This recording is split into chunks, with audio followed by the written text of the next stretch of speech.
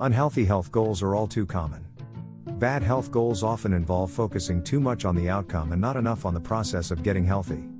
Bad goals include trying to lose a large amount of weight in a short time frame or training for a marathon without allocating enough time.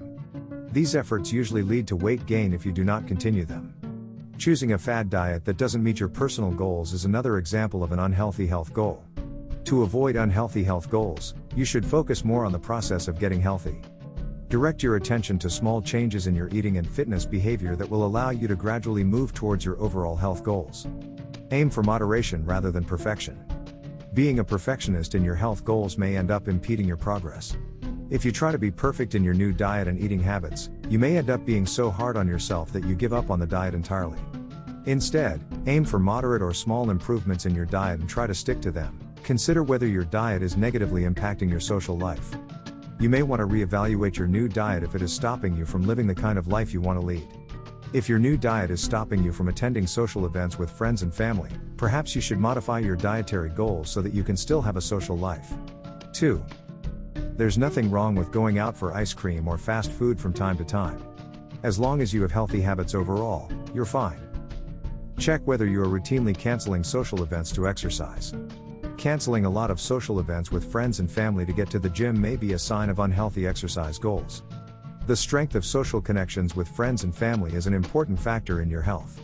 Make sure you aren't sacrificing a healthy social life to get to the gym, since you need both social ties and an active lifestyle to be healthy. Reflect on whether you view exercise as a form of compensation for poor eating. You should not aim to exercise so you can eat more brownies, chips, or other junk food. An exercise plan built around compensating for poor eating habits will not make you healthier. Instead, you should focus on a well-rounded, healthy diet and a regular exercise routine. 4. Exercise should not be punishment for eating something. It should be something you enjoy, or at least tolerate, and that you can feel proud of accomplishing. Get medical help if you are unsure about your health goals. Ask your family doctor for advice on specific health goals that would be healthy for you. In conversation with your doctor, set specific and measurable health goals that are meaningful to you. Ask your doctor, I see a lot of people doing the vegetarian diet. Do you think this would work for me? Inquire, how much should I exercise each week if I want to lose weight by the summer? For instance, if you want to be able to swim a certain distance by the summer, use this as a starting point for setting your goals. The goals you set should be specific and you should be able to measure your progress over time. Focus more on healthy eating habits and less on a strict diet. If you want to lose weight, you may be tempted to start a completely new diet from scratch. However, abruptly starting a new diet often results in failure, and yo-yo dieting can harm your metabolism. 5. Start small. Instead, focus on adjusting your habits in little ways. Buy healthy foods that you enjoy eating. Look for fruits, vegetables, and whole grains. The next time you feel hungry, reach for those. Don't feel like you have to cut out an entire food group. You need carbs, protein, and fats to function. It's all about getting the right ones in the right amounts. 6. Instead of eating in front of the television, try mindful eating. You may be consuming too much food because you are eating while spaced out instead of focusing on your food. Try to just eat and pay attention to the food, which may help you to eat less. 7. Stop eating late at night. Eating a lot right before bed tends to lead to weight gain. 8. Avoid skipping breakfast. If you skip breakfast, you may end up overeating at lunch. More importantly, you need to eat breakfast because your blood sugar levels are low in the morning, and blood sugar is necessary for your brain and muscles to function properly. Give yourself time to enjoy a relaxed and fulfilling breakfast. 9. Cut back on sugar as best as you can. Aim to eat until you feel full instead of losing a certain amount of weight. Try to train your body to recognize when it is full. This is better than trying to lose a certain number of pounds, which can often be a poor diet goal because it focuses too much on the outcome and not enough on the necessary behavior changes. 11. You can train yourself to notice when you are full by serving smaller portions and integrating a check-in moment at each meal. Serve yourself a small portion. After eating your small portion, check in with your tummy and ask yourself whether you feel full.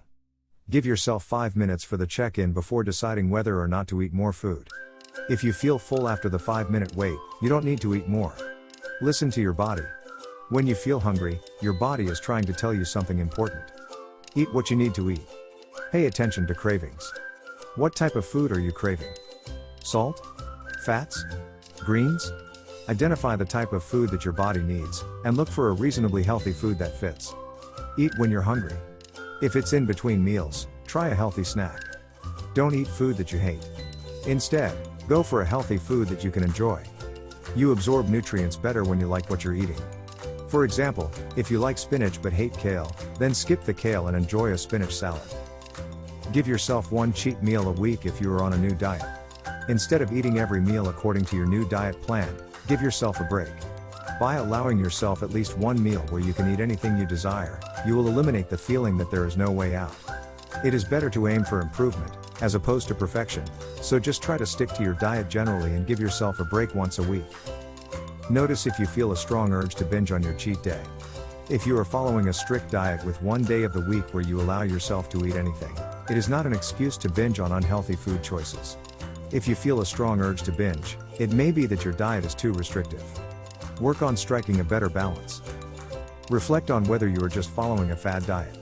Your new diet may be unhealthy if you are simply following a new fad diet such as, but not limited to, the paleo diet or Atkins diet. Although all of these diets can work great for many people and for a variety of reasons, you should not follow a diet simply because it is new and exciting. You should find a diet that works for you and adapt it to your body type, health and fitness goals. Be cautious about diets that cut out major food groups. These usually aren't sustainable.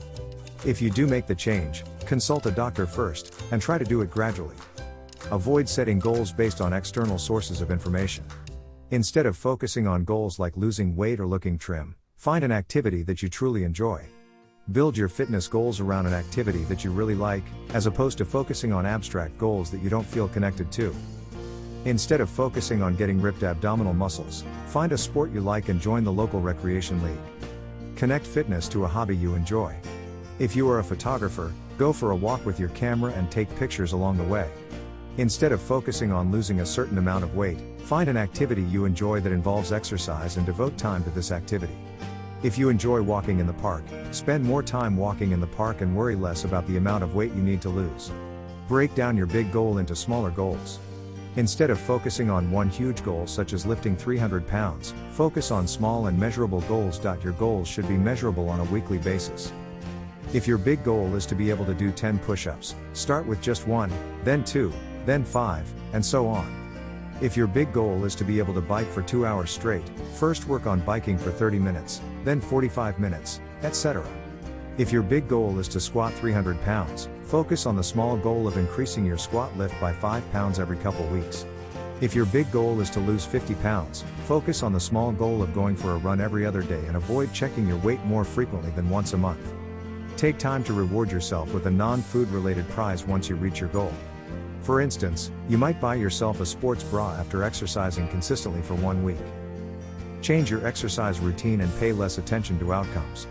Instead of focusing on how much you want to squat at the gym or the distance you want to run, focus on your training process. If you make time to practice squatting a few times a week, you should be able to gradually achieve your desired outcome. Pay more attention to your fitness process. Avoid expecting instant payback. You should avoid the expectation to see instant results from your new fitness routine.